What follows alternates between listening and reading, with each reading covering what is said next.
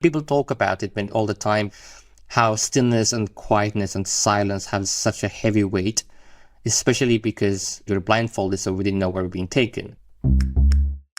This is Mohammed Osman, or Mo. In the last episode, Mo told us about getting arrested in Khartoum after a pro-democracy protest.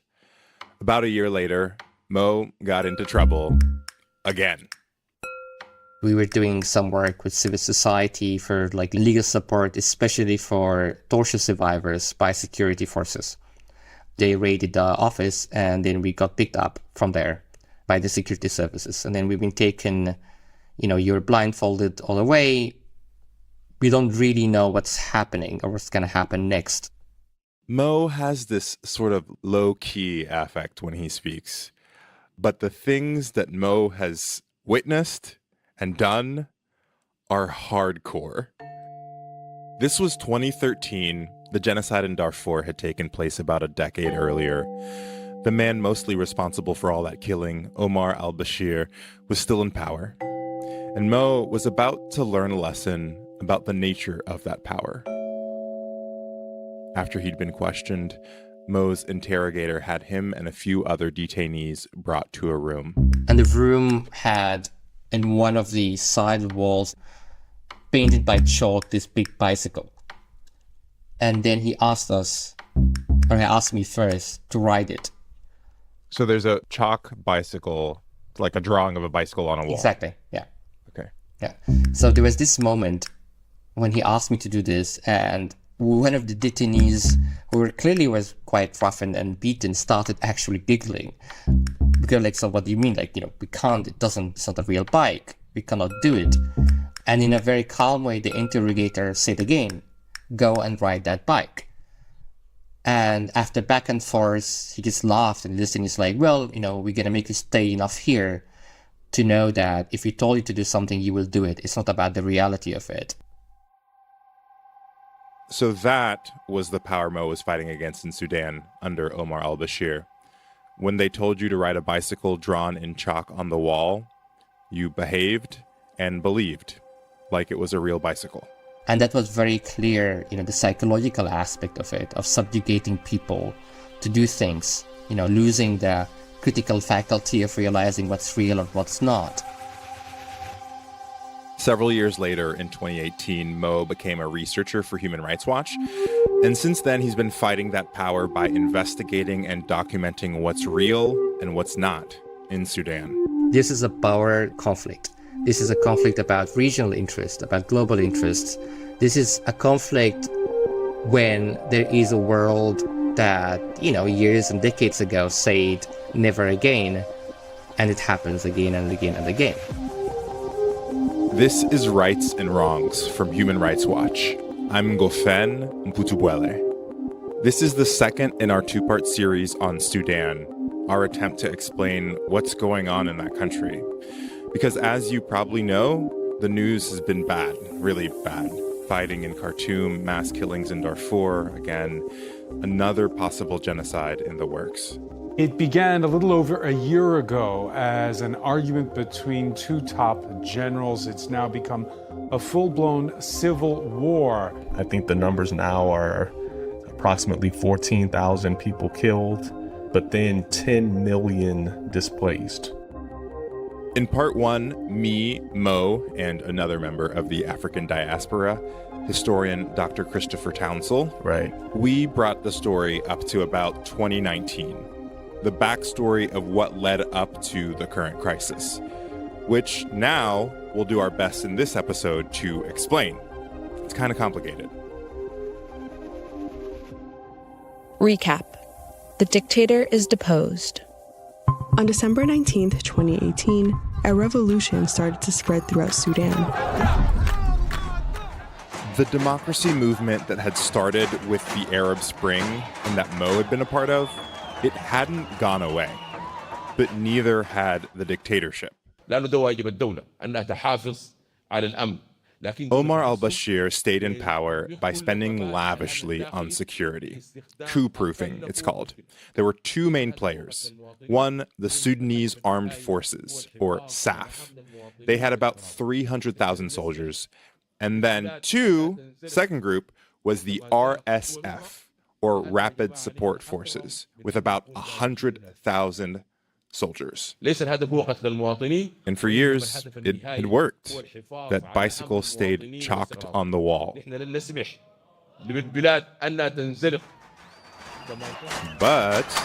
But the price of bread had gotten so high. The economy was tanking, and by late 2018, Bashir started looking very weak in the face of ongoing pro-democracy protests. Question number 1. Who deposed Bashir? So in 2019, Hemeti, who was the head of the Rapid Support Forces, and General Burhan, who was the head of the Sudanese Armed Forces, Abdel Fattah al-Burhan and Mohammed Hamdan Dagalo, known as Hemeti. Super important names in this story. they see that the writing is on the wall for Bashir.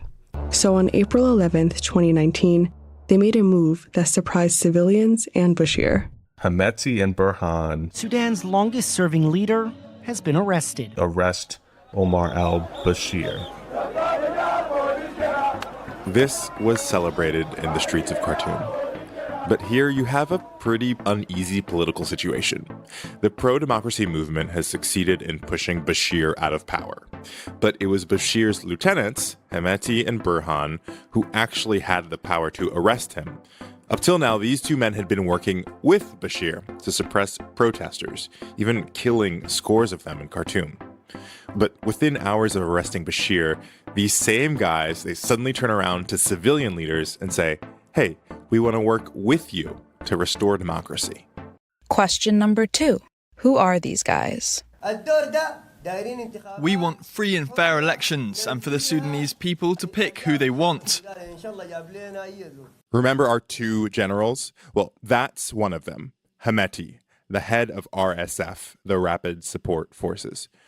From videos I've seen, he's tall, thin, with hair closely cropped like Obama's, and sometimes you see it, sometimes you don't, mustache. He seems very unassuming, and for someone with his CV, he looks surprisingly young. Known by the nickname Hemeti, he hails from a camel trading family in Darfur, where he rose up the ranks of widely feared Arab militias. A chief, he caught the eye of President al-Bashir, who asked him to lead a campaign against the Darfur insurgency. Part of the notorious Janjaweed, his militias rampaged the region, leaving mass rape and murder in their wake.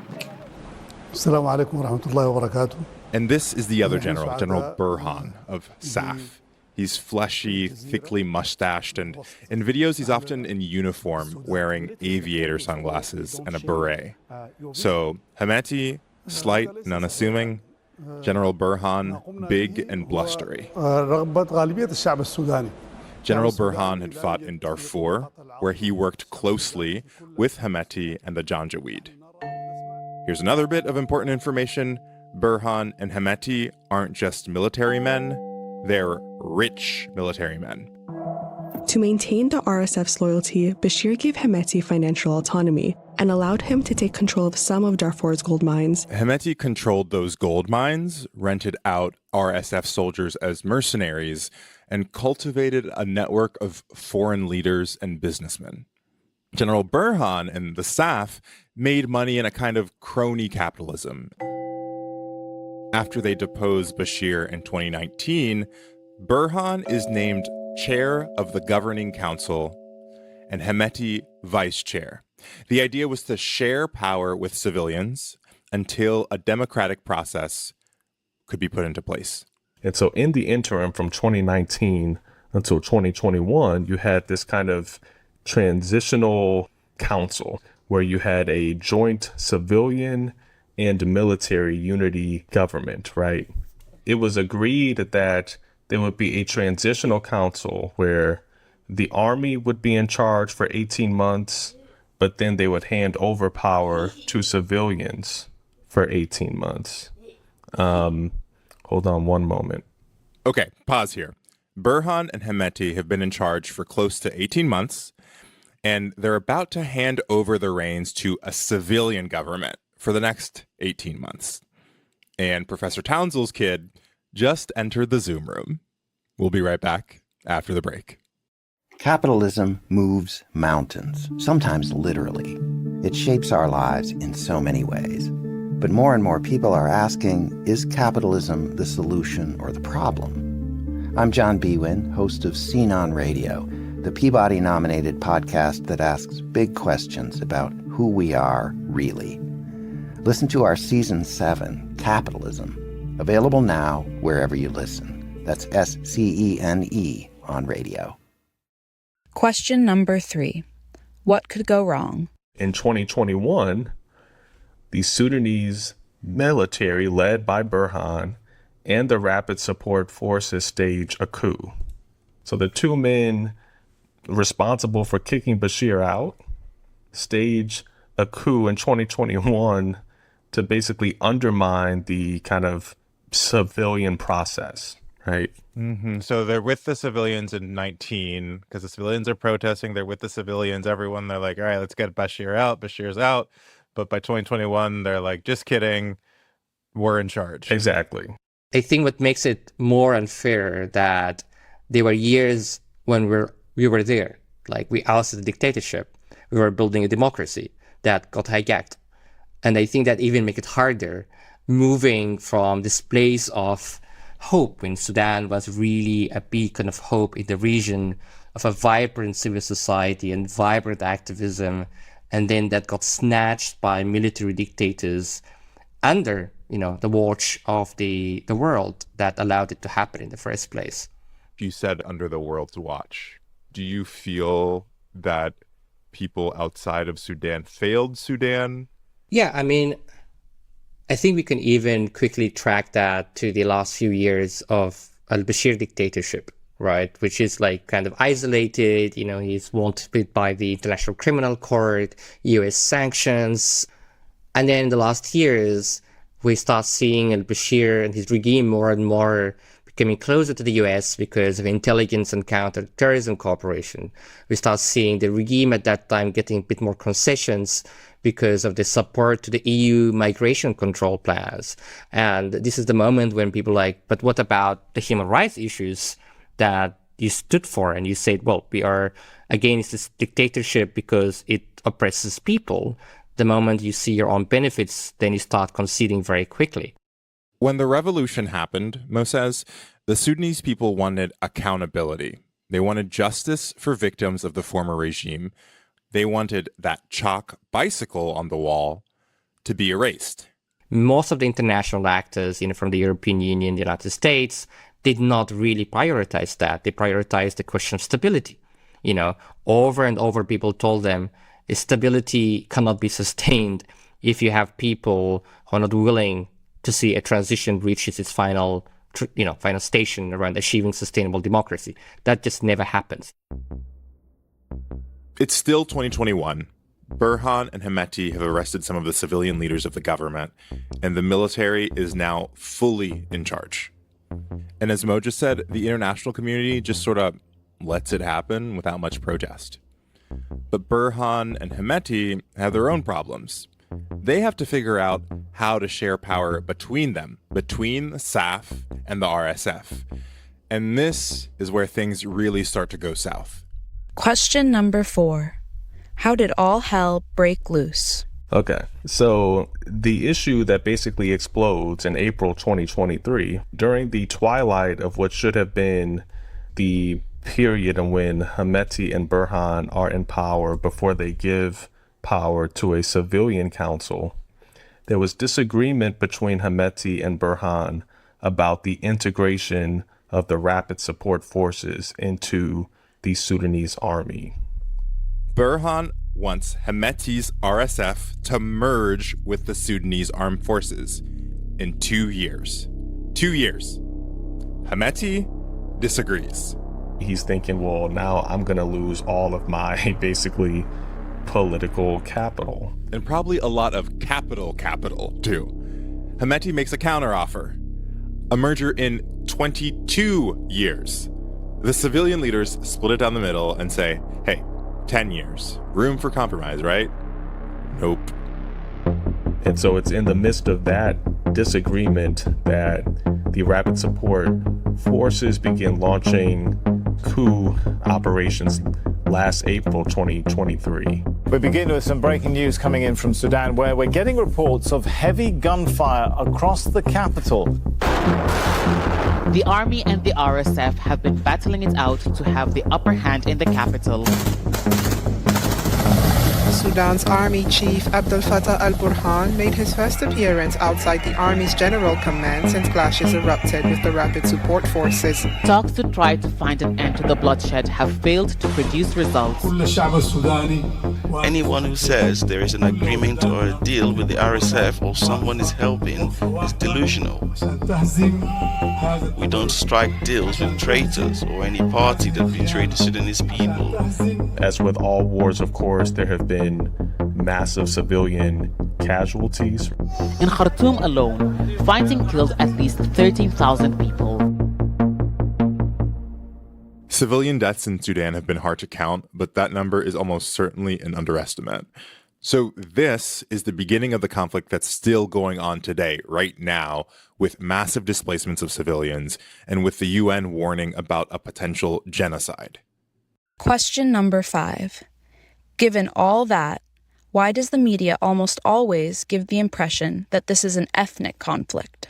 As Mo said earlier, the roots of this conflict lie in this struggle over power. But he also said something else. I think I always believed that this war is war against Sudanese civilians by far and large. And I think this is the starting point of defining it. This is not a tribal conflict of having two tribes who just woke up one day and decided that they need to, exterminate each other. If it's not a tribal conflict, why is this the way Western media, including the New York Times, often depicts this conflict? Well, here's one reason. The RSF also took over much of Darfur. Darfur, because a lot of this killing is happening in Darfur, same as 20 years ago. The UN has accused the paramilitary group of ethnic cleansing and war crimes in West Darfur when it and allied militias targeted ethnic Masalit tribesmen. The international agency says in that state alone, between 10 to 15,000 people have been killed and more than 500,000 displaced by violence. Quick reminder from the last episode, the RSF emerged in 2013 out of the Janjaweed, the ethnically Arab militias Bashir used in the genocide 20 years ago. The RSF seems to be engaging in ethnic cleansing operations in Darfur now, in the midst of the nationwide conflict. It's an aspect of the conflict Mo knows well. He's a principal researcher on a recent Human Rights Watch report, The Masalit Will Not Come Home, Ethnic Cleansing and Crimes Against Humanity in Al Janina, West Darfur. But look at ethnicity as one factor. It is definitely there in certain parts of Darfur and the driver for the conflict. But it's not the only factor driving this violence. This is a power conflict.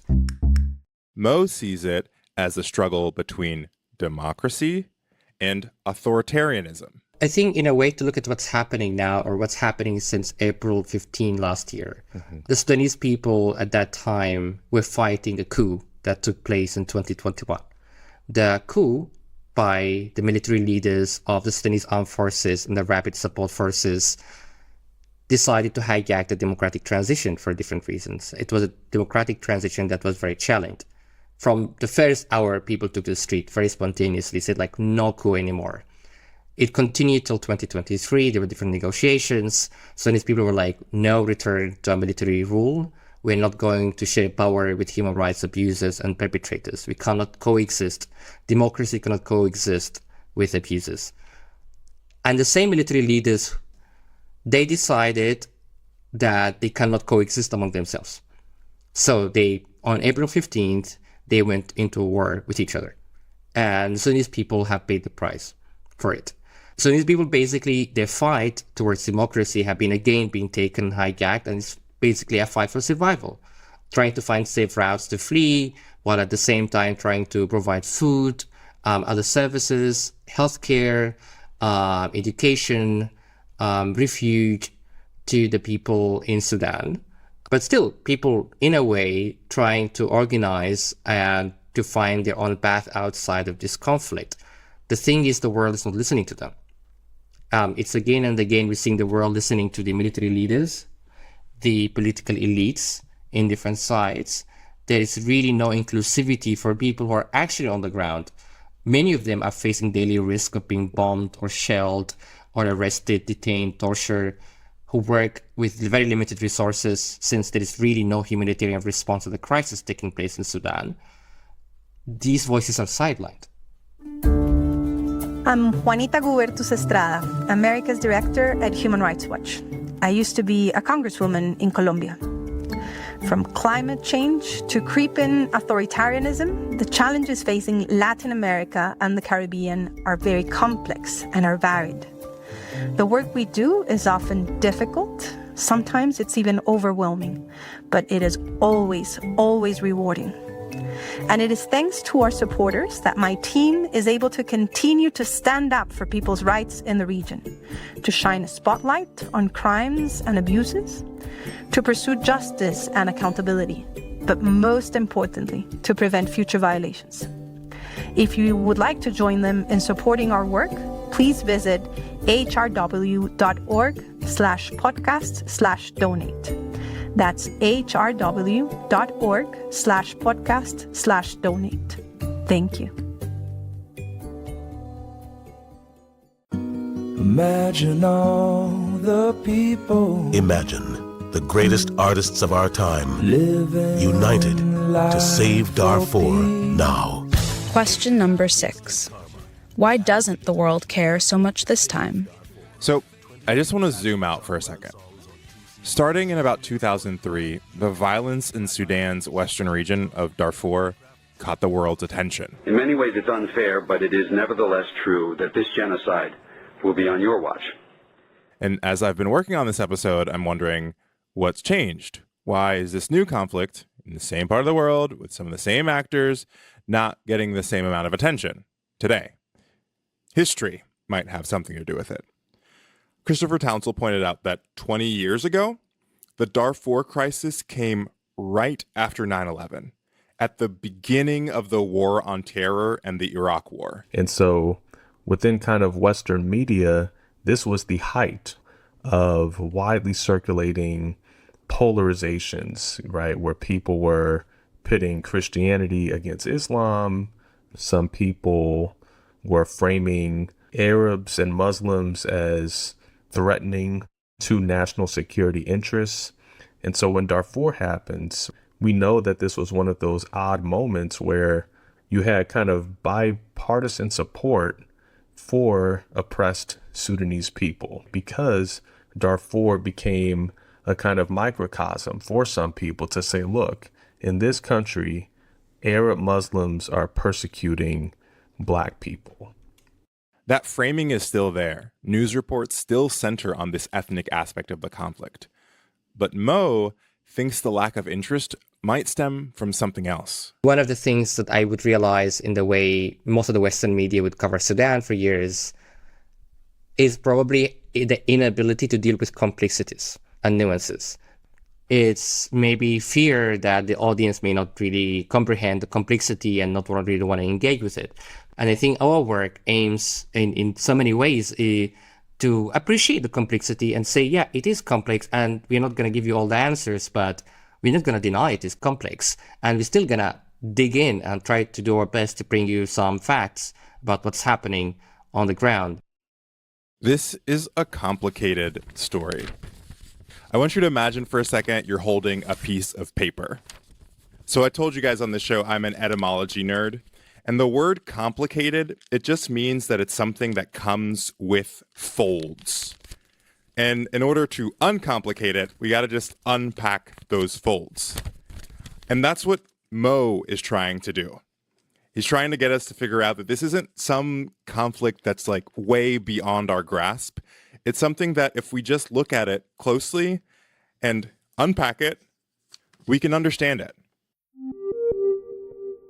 As for actionable next steps, Human Rights Watch is recommending that the UN and the African Union deploy a civilian protection mission to Sudan and call on their respective institutions to press the warring parties to ensure trapped civilians can safely flee. You've been listening to Rights and Wrongs from Human Rights Watch. This episode was produced by me and Curtis Fox.